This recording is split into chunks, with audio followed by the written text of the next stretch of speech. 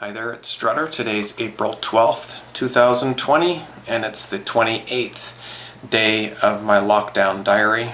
I'm here in a small town in southern central British Columbia, a few hours drive inland from Vancouver, and I've been reporting now for almost a month here on my experiences in lockdown, some data and analysis that I follow, and some stories that catch my attention each day. And I thought I would start today by just talking about something that I mentioned the other day in a video. It wasn't part of this vlog series, so you may not have watched it. I'll put the link down below to it, but this is ongoing, this problem of massive amounts of food, including milk, eggs, vegetable crops of all kinds, even bread and other products being thrown in the garbage. Good food. Perfectly good food that has just been produced, the freshest of the fresh, ready to be shipped, is all just being dumped into the fields, dumped down drains, put in garbage, put in landfills, buried over, used as compost, tilled into the ground, etc. Just wasted. And meanwhile, there are empty shelves in supermarkets all over the place. This is happening in Canada, this is happening in the US, this is happening in many places. I've heard about it happening in Europe as well.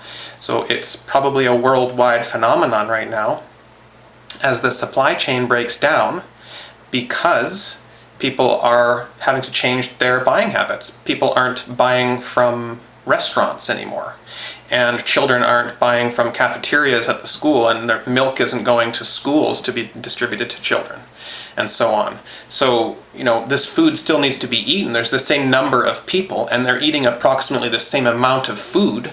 It's just that a lot of it is not reaching the people. It's being wasted, and they say, oh, we have to waste it because prices are plummeting, and if prices drop too low, then the whole market collapses, and what's wrong with the customer getting a little bit of a break right now? People are desperate. There's people going hungry. I've been reporting on this for a while. There's not enough food, and there was barely enough for the best of times. There's people starving in Canada and the US and many supposedly first world nations now already. Last month, before all this happened, but in the past month, this food shortage and prices are going up. But they're saying, no, we can't let prices fall, so we're destroying food to keep prices up in a shortage. It really makes no sense. It's really too bad, and I see more and more of this going on. Just video after video and photos of dozens of trucks just lined up along massive fields, just slowly driving across the field and pouring out literal tons, like millions of gallons, millions of liters of fresh milk, fresh blood products that have just been produced through the slavery of sentient animals. And it's really too bad. If you're vegan like me and you don't see that as food, that you don't just see that as torture, basically, that's a blood product. We don't need to be drinking it. We don't need it nutritionally, and it's unnatural for us. We've only been drinking it for a few thousand years. Most of us don't even digest milk properly. 2 in 3 people on the planet is lactose intolerant. In fact, it should be called lactose tolerance because very few people have it. It's only 1 in 3 people on the planet that are lactose tolerant. So, we don't need it, we shouldn't be drinking it, but we do.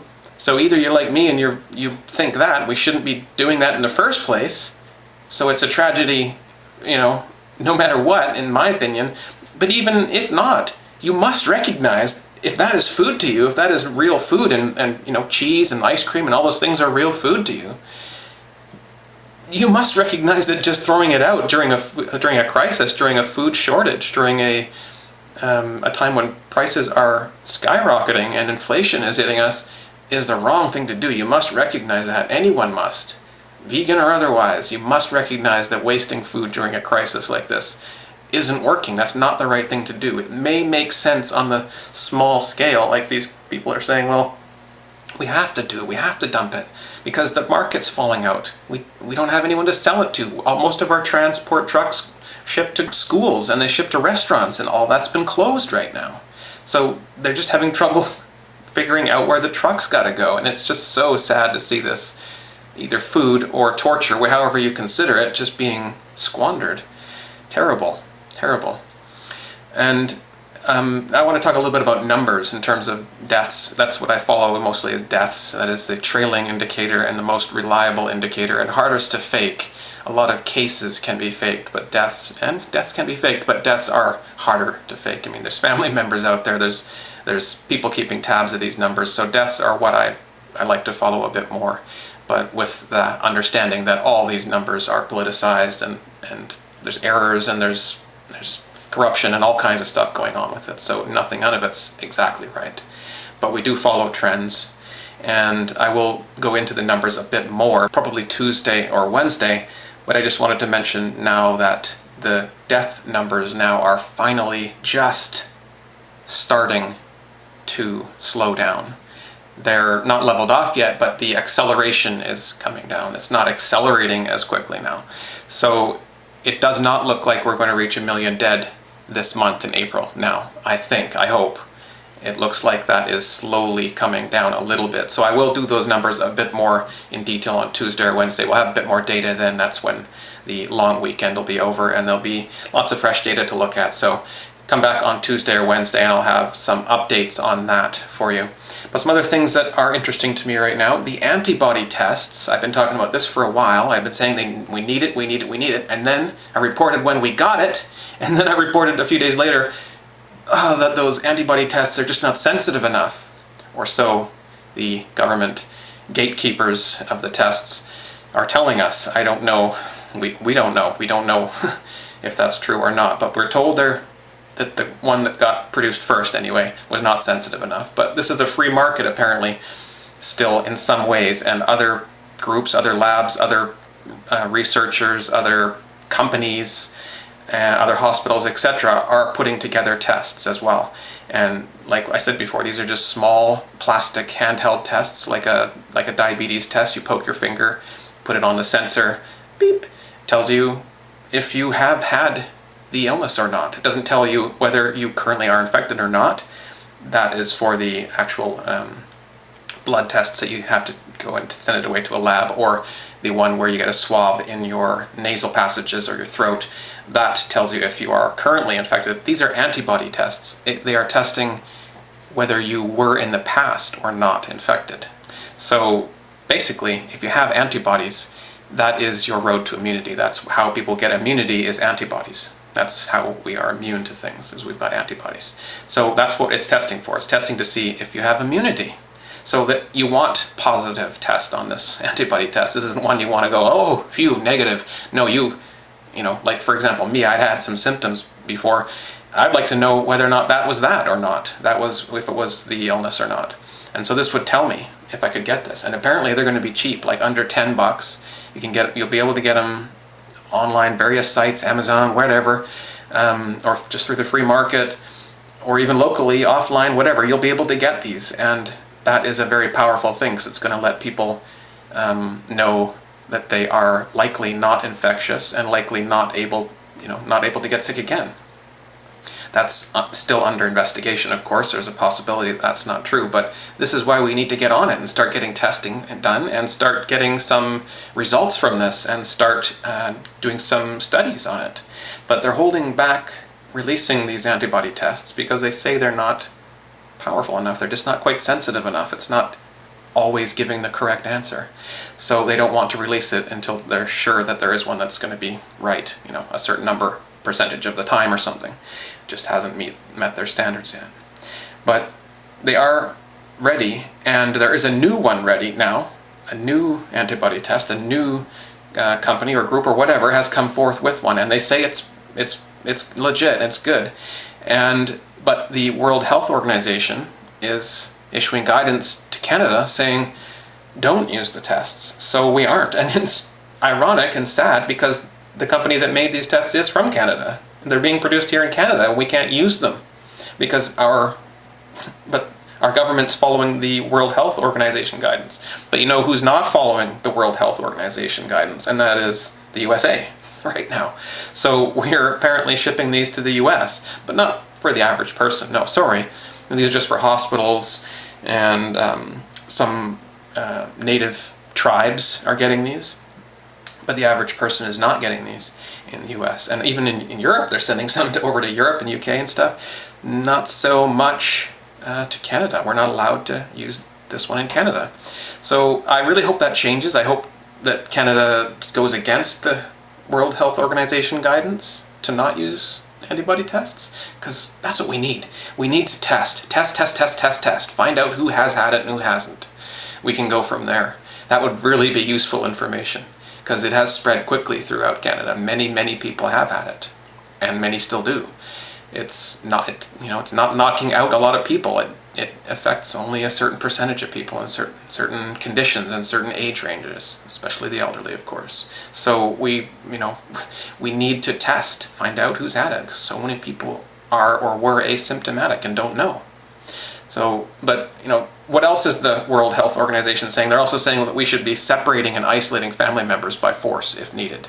That's their guidance. That's what they want Canada to do. That's what they want everyone to do. That's what they say that we should be doing worldwide. Separating and isolating family members. The government and cops coming into people's homes to separate them by force. That's what they're recommending. So no, I don't trust them on the antibody test either, because no.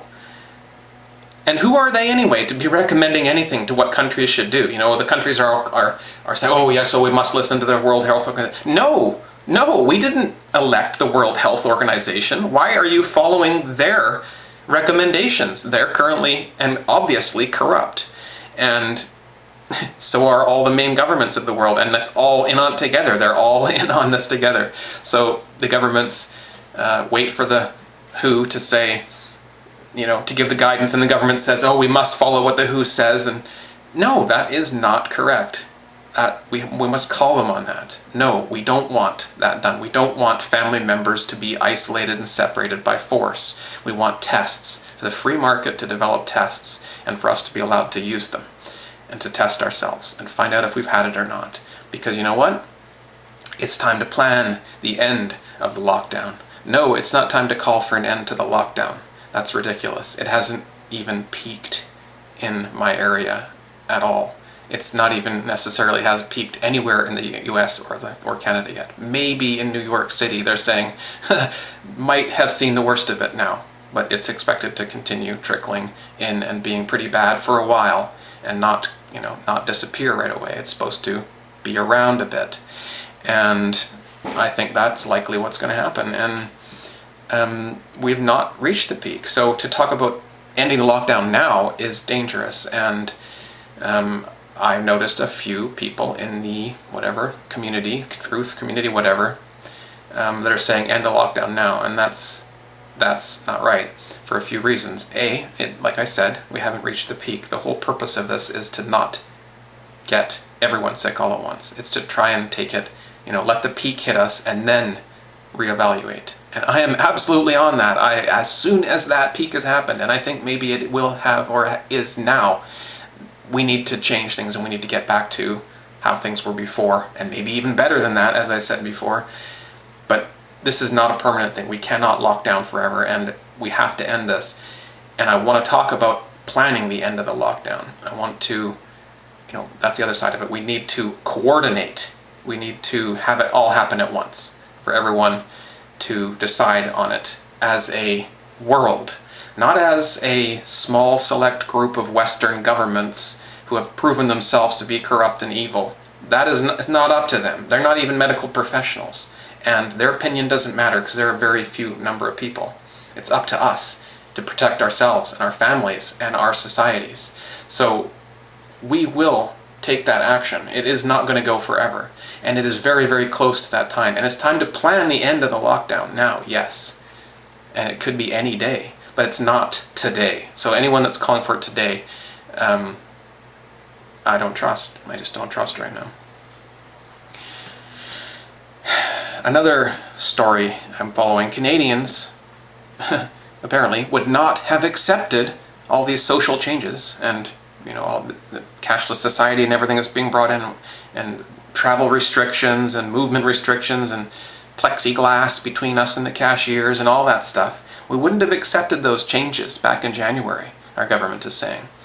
They did some studies and some discussions, and they've decided, the public wouldn't have accepted that. And that's true. And they quote, you have to change people's thinking. They actually said that. You have to change people's thinking. That's government's role. We are paying them and giving them our resources and our trust to change our thinking. Get your head around that. You're paying the government to change your thinking for you. Did you know that? Did you know your thinking needed changing? Because they know it does.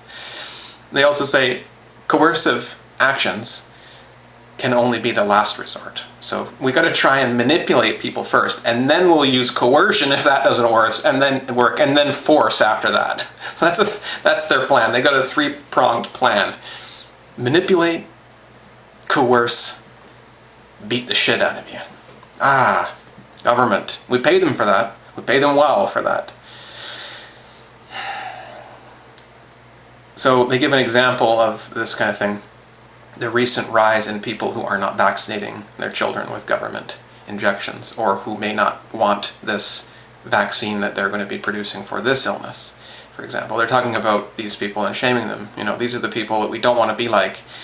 These are people that they need to be coerced. We need to change their thinking. They're saying about these people that don't vaccinate their children. We can't just tell them the truth, which is that you need government vaccines to be healthy.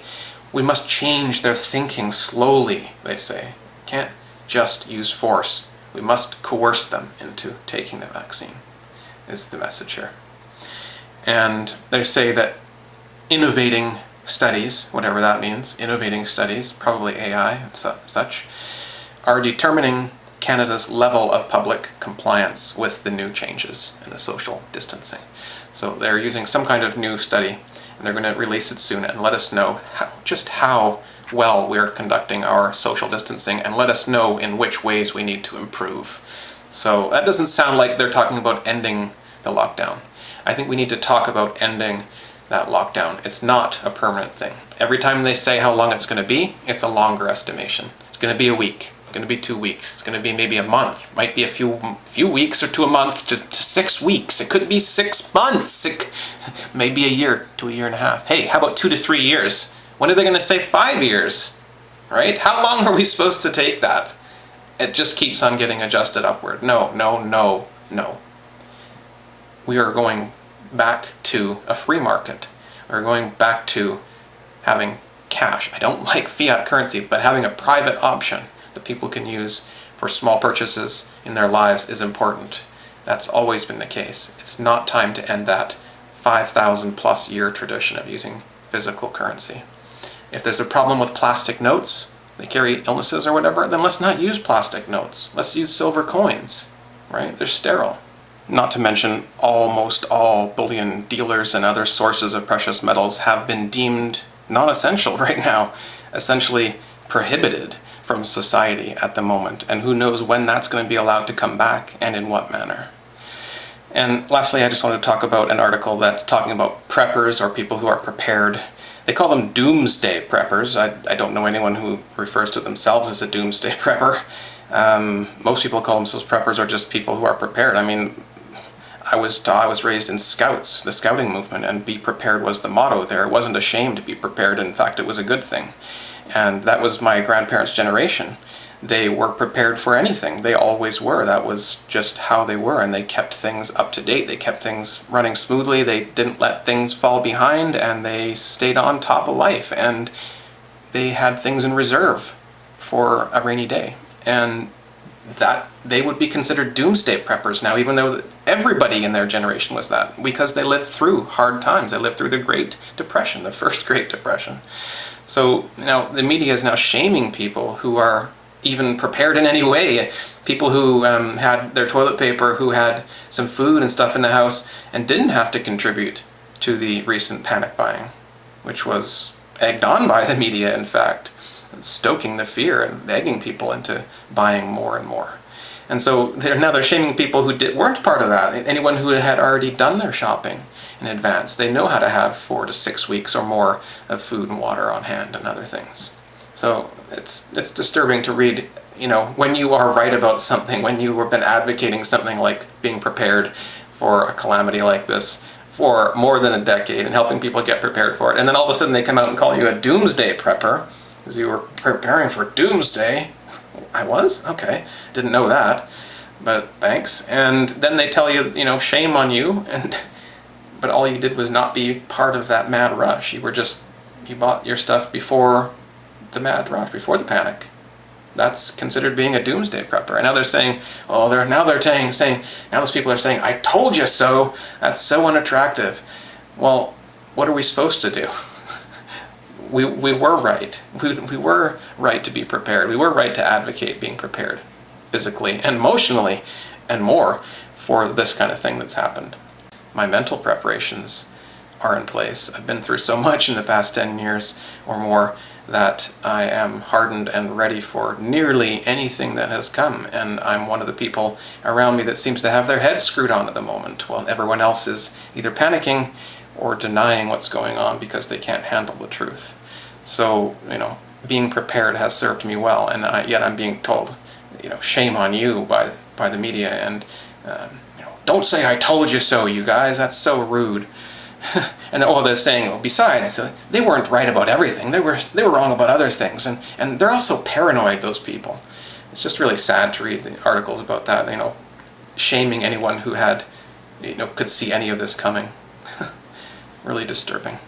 So there's a lot disturbing going on right now, and this isn't even all of it, but I'm going to leave it there. That's what was interesting and crossed my desk in the last day or so. I'll talk to you again soon. Hope you're having a good long weekend. Happy spring. Stay well.